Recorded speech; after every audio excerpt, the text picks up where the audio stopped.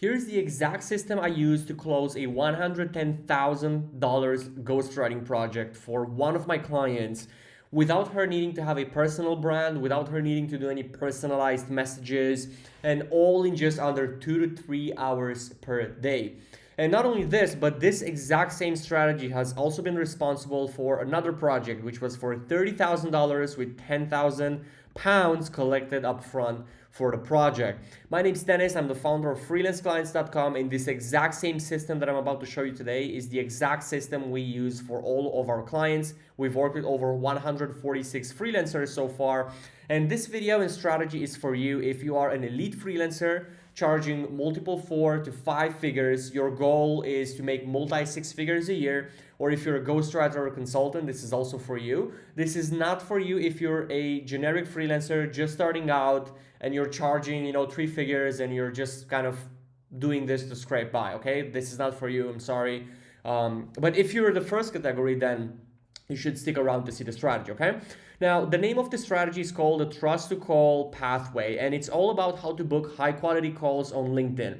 Now, why do we focus on LinkedIn as a platform? Well, for a very simple reason. LinkedIn is the only social media platform that doesn't have a spam folder, okay? So every single message that you send on this platform goes in the inbox, and it even gets sent to their email inbox, okay? So it's like literally free real estate.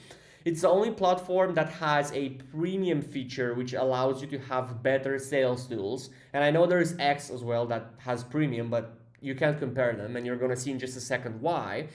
And lastly, it's a platform literally made for business connections. So people are gonna be there to be pitched, right? They're not gonna be there to build friendships and to see what their relatives are doing, unlike Facebook or Instagram, okay? So that's why we choose LinkedIn. It's literally the lowest hanging fruit for landing high-level executives and CEOs and entrepreneurs as clients.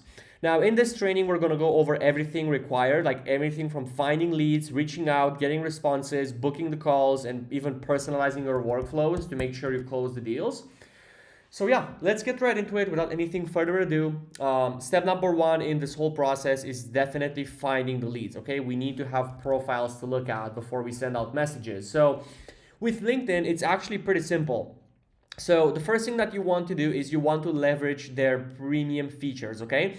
The normal LinkedIn dashboard slash search bar is also good, but I don't think it has full potential. And for just like between $50 to $100 a month, you can access LinkedIn premium versions. I do recommend the Sales Navigator core version because it's literally like it literally opens up this whole new dashboard here where you can create advanced searches, save lead lists, build personas, and have like your own CRM for all of the people that you're interested in. They even have a free trial, right? So if you need the free trial just to see how it is and to see if like if this is a good tool for you, then go ahead and do it, right? So we're gonna use Sales Navigator, okay? And why are we gonna use Sales Navigator? Well, when you have this tool right here, whenever you start doing a lead search, you're gonna have this very, very detailed section where you can choose things like current job title, seniority level, past job title, years in current company, years in current position, geography.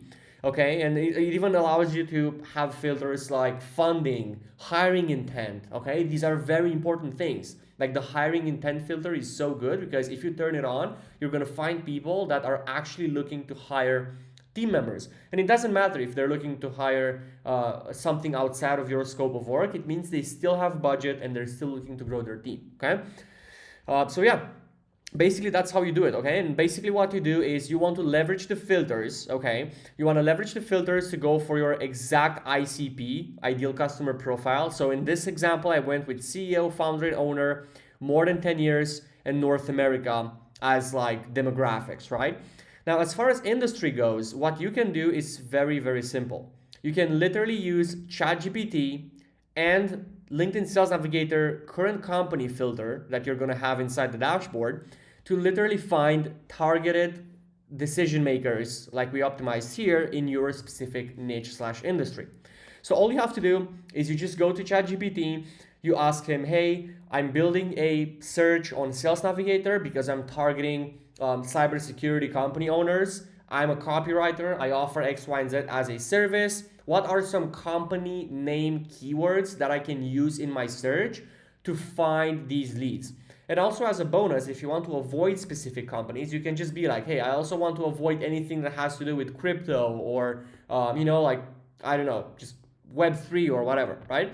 You give that instruction to ChatGPT and it's gonna spill out a bunch of keywords. Now, what you wanna do is you wanna take all those keywords one by one and put them in the current company filter, okay? So as you can see here, I put in cybersecurity, information security, cyber defense, network security, cyber, like a lot of these keywords that might turn out to be cybersecurity companies, okay? Now you might be wondering, because you're gonna see this if you access Sales Navigator, Dennis, there's an industry filter. Why don't I just select like cybersecurity in the industries and then it's automatically going to show me these people? Well, the reason is because the industry filter on LinkedIn, Sales Navigator, is a bit broken. Okay, so you can choose cybersecurity as an industry, but 2 out of 10,000 leads are going to, like 2,000 out of 10,000 leads are going to be real estate companies. Okay, I don't know why, don't ask me, but if you use the current company filter, things are going to be way better because this actually searches their profile, like the leads profile, for this keyword. It's not just about what they list they do when they create their profile. I hope that makes sense.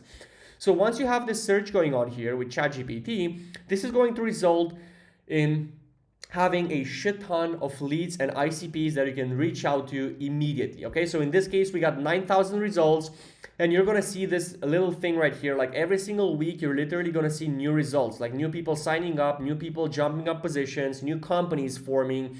So you can always leverage these results. Like I would say you should outreach these people first and then move on to this list because these ones are like fresh leads. So they're new on the platform. They haven't been reached out to by a million people. Okay, that's a very nice hack right there. And as you can see, these people are head of marketing, CMOs, right? Because this is what it depends on what you optimize for, right? If you optimize for CEOs or founders, you're going to see founders and CEOs. If you optimize for marketing roles, then you're going to have marketing roles. But all these people here, you can see all these details, like their years in current position, company name, location, okay, name. Like you're going to be able to see their profile picture and all these other cool pieces of information, okay? And these are all qualified leads because you build the list here, okay? You don't just randomly spray and pray. You actually build a list and then you go on with it, right? So this is step number one. This is how we find leads.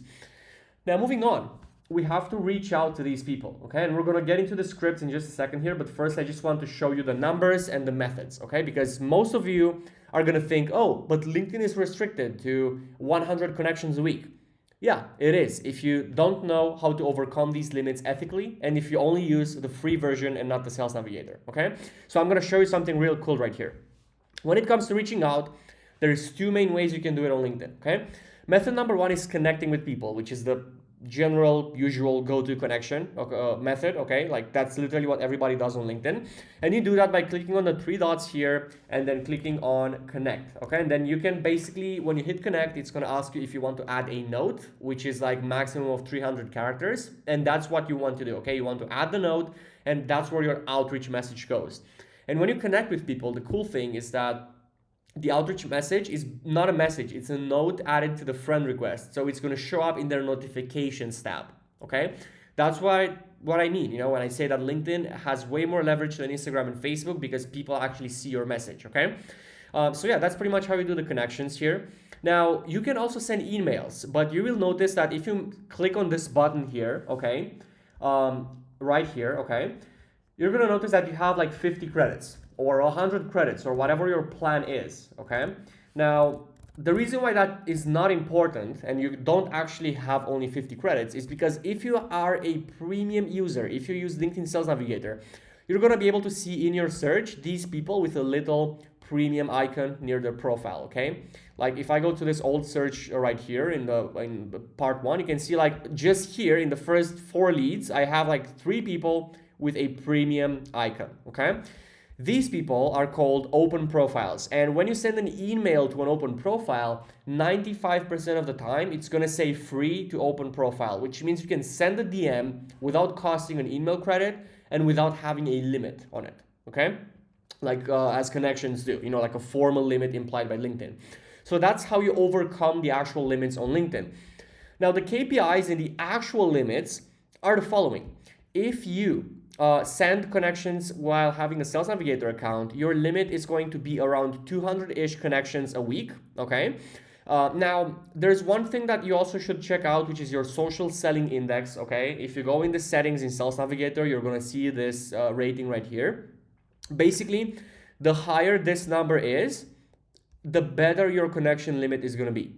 Okay, so if it goes above 50, you should expect to send 200 connections a week without any problems. Okay, and how do you increase this number? It's pretty simple. By building out your profile, by creating LinkedIn searches, okay, engaging with people and building relationships, which means literally DMing people and having conversations, okay? So as you can see, if you start doing outreach and if you start sending 200 connections a week, even if you, let's say, start with 140, right, because you don't have this build out, this is going to max out real quick and it's going to significantly ramp up your numbers. So it's just a matter of volume and time. Okay, there is nothing special you have to do about the algorithm or anything like that. Just send messages, have a nice profile, comment on some posts from time to time, and your social selling index will be all good. Okay, so that's the limit for connections. You should be able to send 200 connections a week from your lead list. Now, when it comes to emails, there's no specific limit that LinkedIn like has around the emails, but you usually get shadow bans around 600 to 800 emails a month. And don't get scared by the term shadow ban, because I don't mean like you're gonna get in trouble. No, you're just gonna have a little message saying you run out of emails, even though they're free, and it's always going to reset on the first of the month. Usually, if you send like 30 to 40 emails a day, from Monday to Friday, this is going to max out around the end of the month, so it's going to be insignificant anyways, because like you're going to hit the limit on the 27th, and then on the 1st you're already going to be like with a fresh slate and with these credits back in your account technically, right? Because there's nowhere where it says you have these credits, but you have them. Okay, so that's basically the volume you have to do. Okay, if you do 200 connections a week and 600 to 800 emails a month, I promise you it's inevitable and absolutely impossible that you won't get a client. It's just like you have to be like very bad at what you do to reach out to thousands of people and not land a single client, okay? That's pretty much how it works. Now, how do you get responses? Dennis, what do I actually say to these people? How do I reach out to them? Okay, I understand where to go and what buttons to click, but what do I say to them? Well, when it comes to a cold DM, it must pass 3 tests. Okay, I could give you some examples, I could give you some specifics, but I don't want to get super in-depth into that in this video, because this is all about strategy. What I will do is I will link a video in the description about how to specifically write outreach messages. So you can go check that out right after this video, and you can basically fill in the piece of the puzzle for this as well. But basically, when it comes to your cold DMs, they have to implement 3 things. Number 1 is specificity, okay? You need to know what your customer needs and wants. So what most people do is they go and they sell a service, right? So they say stuff like, hey, I can help you get more freelancing clients. I can help you get more leads from your email list. I can help you write the book, right? And that doesn't work, because nobody cares about the service. You have to start selling the outcome, which the outcome in my case, like as an example, it could be I can get you high paying retainer clients without you doing any prospecting, right? Because that's what we do at freelanceclients.com. Or I can generate 50K a month for you without you having to spend a single dollar on ads through your email list, right? That's the outcome. That's what we want to sell. Because most people think that their offer is this, okay? So we have a customer, they're going from current state, okay, which is where they are, to what a customer desires, right? So let's say this one right here is, a customer with an email list that has been collecting dust. This one is a customer that wants more money, right? So the vehicle to get there is copywriting, but the vehicle and the offer are not the same thing. That's what they don't teach you in copywriting school, right? The copywriting is the delivery mechanism. It's the vehicle, right? But the offer is actually this right here, okay? What the customer desires. This is the actual offer you have to sell in your messages. So you have to be specific about it, and that's pretty much it. Second thing is authority, okay? If you can use case study numbers, testimonials, names, credentials, anything that you might have as leverage, use it. And if you don't have leverage, if you don't have case studies or people you work with, then this strategy isn't going to work for you. As I said in the beginning, this is only for elite freelancers, people that are looking to scale to multi-6 figures, right? So I'm pretty sure if you're in that position, you do have some case studies, you do have some numbers, so definitely have those in the message. It doesn't matter if it takes up half of the outreach message, social proof is king, okay? Nobody trusts anyone these days. So having social proof as the first thing is always the go-to strategy. And lastly, difference. Stop sounding like this. Oh, let me write your copy. Because this guy and this guy and this guy and this guy and this guy, they all say the same thing, and business owners are just tired of you, right? Be different.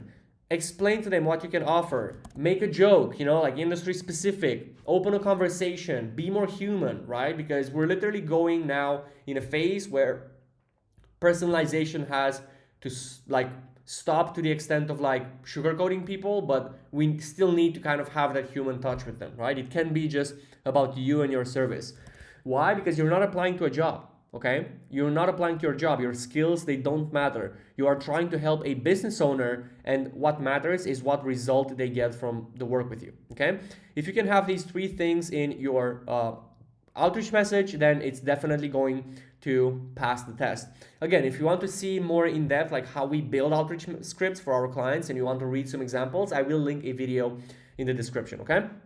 Now, what should be your KPIs? Well, every 500 messages sent, okay, we're just gonna take 500 outreaches because this is what you should send in a week realistically, okay? You should basically have a 10% reply rate, so 50 to 70 people should get back to you. And yes, this is very realistic. LinkedIn is actually very, very good at response rates because nothing goes to spam, okay? So you should expect to have a 10+% reply rate. Now, out of these 50 to 70 people, you should have 10 to 15 people saying, hey, yes, I'm interested. Okay, so that's like a 20% interest rate from the responses, which is exactly what you want to aim for. And out of these people, you want to invite 7 to 12 of them to a call. So out of the people that are interested, it's obvious, like most of them should say yes to a call, so like 70%. And the booked meetings should be like around 3 to 5 meetings a week, right? So you should have a 0.6 to 1% booking rate out of the total outreach messages sent. And if you get anything below these KPIs, then you either need to work on your outreach message, the hook of the outreach message, so like the first sentence, your niche, or your offer, okay? Like what you offer people. Like there's nothing else that can go wrong. Like there's no reason for me to gatekeep it. Like that's the only thing you can work towards to make this better. That's it, right? And yeah, that's pretty much it. If you hit these numbers or close to them, like even if you have, let's say, a 9% reply rate, it's still good, right? So, but if you hit these numbers, you will book 3 to 5 meetings a week consistently. Okay, and that's how you grow a business, because after this, you have proof of concept. You can just use multiple accounts and scale this into an agency further down the road to have even like 10, 15 meetings a week, right? Which is what we do with freelance clients at this point. Yeah, but this is what we're seeing with our clients, right? Just to show you, like different niches, we have different reply rates, different positive reply rates. As you can see, the booking rate is sometimes it's above 1%, sometimes it's below, right? It doesn't really matter as long as it looks somewhere close to these mother KPIs here, then you're gonna be in the green, okay? Now that you're sending out messages and getting responses, once you hit these numbers, okay, Dennis, what do I do when someone is interested, okay? So let's talk about the booking flow. Well, how do you book people in for a call? Well, as soon as you have an interested lead, there's 2 ways it can go, right? So if someone's not interested, let's say they get back to you on LinkedIn and they say, hey, appreciate your message, but not at this time, or I'm not interested. Cool. Ask for a referral. You are literally wasting so much money by not asking for referrals, because if you have 100 rejections in a year and you ask all those people for a referral, like it's not going to take you more than 5 seconds to copy paste a message, and maybe you're going to get one, like it's still good rather than nothing, right? It's better. So ask for a referral. Be like, okay, cool, no worries, name. I can see why you're not interested. By the way, I do have this program where if you send me a referral, so someone that I can work with from your network, you will receive, like a, I don't know, $200 commission, $500 commission, whatever it is, right? You just work out the math by yourself and see what's reasonable for you. And I promise you, if you do that, people will keep you in mind way more than someone that just reached out to them and then they just kind of ghosted, okay? Why? Because now it's something in it for them. Instead of you being just like, hey, reach out to me if you know anyone, okay, cool, nobody cares. Hey, if you want to make some money and you know someone that can use my service, reach out to me.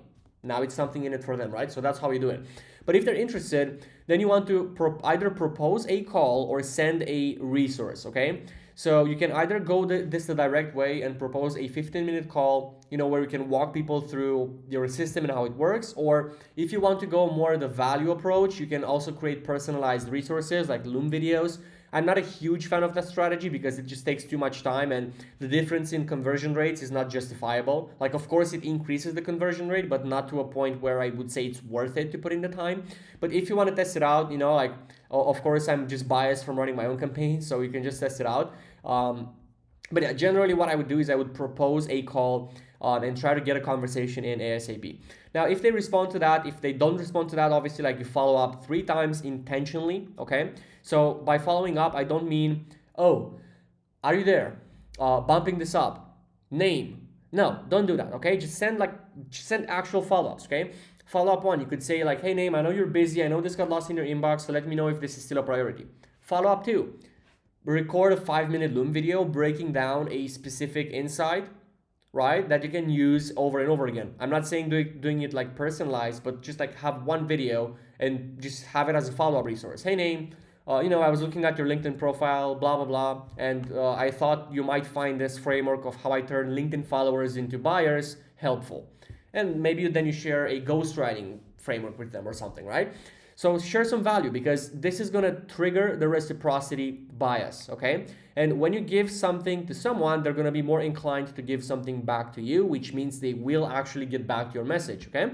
Then follow-up 3, just let them know, hey, Name, you're probably not interested at this point. I don't wanna be that annoying stranger that keeps following up. I'm gonna let you go, okay? So don't be desperate, but also let them know that, hey, I'm not here to like just play chasing, right? So that's pretty much it.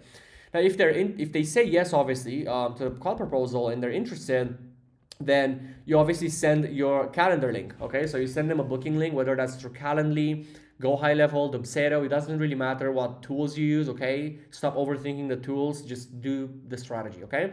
If they say no, I don't know, some people, for whatever reason, they just don't want to have a call, you should revert back to asking for a referral.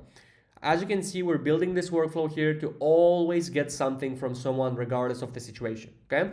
And once we send the calendar link, if they book a call, obviously we have calls booked now, so great, that's good. If they don't book the call, same thing, follow up 3 times intentionally, okay? Send them resources, send them a case study, send them a writing sample, do something that is a bit more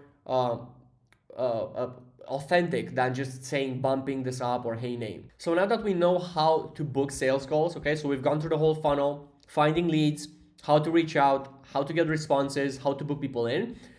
The last part before the call is the personalization, okay?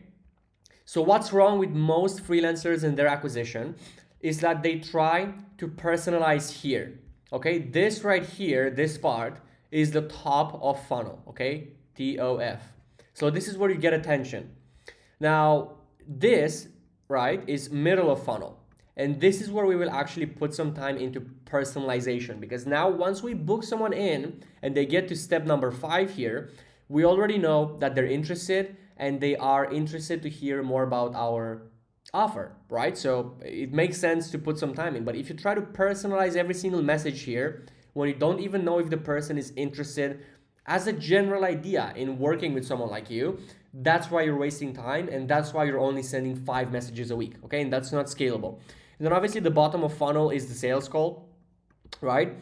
So this is kind of how the funnel looks like for cold outreach, but we want to do the personalization in the middle of funnel, okay? So that's exactly what we're gonna go through right now. So the personalization is very simple. Once someone books the call in, you want to send them a client fit check form.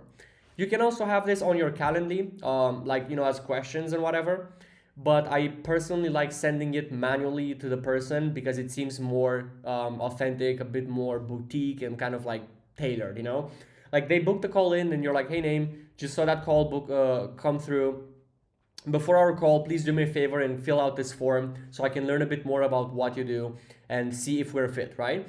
And you can ask them things like what their current revenue level is, what's their relationship with, copywriting, if you're a copywriter, or if you're an email marketer, like how many contacts they have in their list, like whatever info you need to know to make sure the client is qualified for you financially and from an assets perspective, put it in this list. Send it to them. If they don't complete the form, cancel the call, forget about them. They're not serious. They're going to waste your time anyways. If they fill out the form and they're disqualified, let them know politely, hey, Name, because of this thing you said on the form, we're not really a good fit. So yeah, let's just postpone the call for later down the road when it happens. You cancel the call. If they fill out the form and they're qualified, boom, there we go. That's all good. Okay, so don't be afraid to cancel calls and take ownership, because not everyone needs to be your client, especially if you're scaling to multi six figures. Okay, and then what you want to do once they fill out the form, you want to send them emails and texts with your work samples, testimonials, case studies. Okay, send them an email saying, hey name, our call is in 24 hours. I can't wait to have the conversation. Please, if you have some time, read through some of my testimonials or go through my samples to see the style I have when it comes to writing. Okay, so send them these resources and send them as much social proof as possible. I would even say send like 2 to 3 touch points in between the client fit check form being delivered and the actual sales call. Okay, you can even send them your CV. Okay, so this is an example I have here. You can send them your CV as well if you'd like. I'm not a huge fan of the CV because I feel like these are going to do their job pretty well. But yeah, just an option here. What this does is they will turn the lead from a cold lead to a warm lead. Why? Because now they had to commit to do something for you. So they don't just book a call and then 3 days later they show up on Zoom with a stranger. Who are you? What do you want from me? What can you do? Whatever, right? No, now they have to fill out a form, which if they don't want to do, they're not serious enough. So you're kind of triaging the bad weeds out there, right? Now they have to fill out a form, so they dedicated some time to let you know about themselves. They've received work samples, testimonials, case studies, social proof. So now they know you're a real deal and they know what you do and the kind of style you have. So if they don't resonate with it, they're just going to cancel the call themselves. If they do resonate with it, then good. That's what this is supposed to do. And yeah, this is just going to basically turn the call from starting with who are you and what do you want from me to the call starting with, hey Dennis, I saw your stuff. It's all great. So yeah, I'm looking forward to see how we can work together and if you can help me and my company, right? What this does, it will obviously lead to more calls closing, okay? Higher closing percentage and more money in the long run and better clients as well.